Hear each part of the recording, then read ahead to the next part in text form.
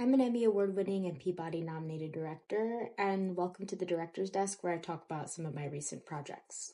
So, Echoes of Legend was a micro-animated series that I wrote and directed, and the script writing process, like any script writing process, had so many different revisions. One of the main differences was that this script writing process was actually for a micro series, and a micro series is very different than like a more traditional linear short form, long form short film, because the idea of a micro series is that you hook the audience within the first 5 to 10 seconds and then you leave them hanging after 60 to 90 seconds. So it has to move so quickly. The way that I have approached script writing since I started a few years ago is really creating a beat sheet and seeing where the whole story is going before I try and drink an ocean and make a whole script, which I have done before and did not go so well. So the beat sheet really shows me what the character is about to go through, why the character is going through that, and what catalysts or what other characters are building into that.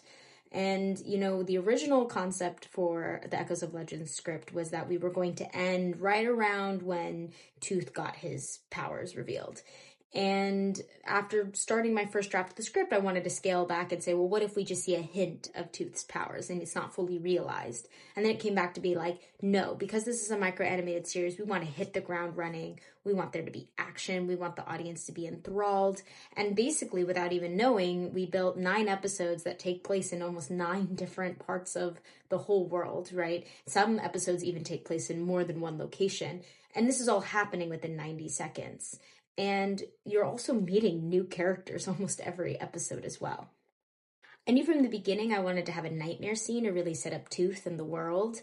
And I would say for anybody out there who's looking to start writing a script, start with a beat sheet. It can be so much easier than trying to figure everything out in script when you're also trying to figure out dialogue and you're also trying to figure out, how that character is going to interact with this other character.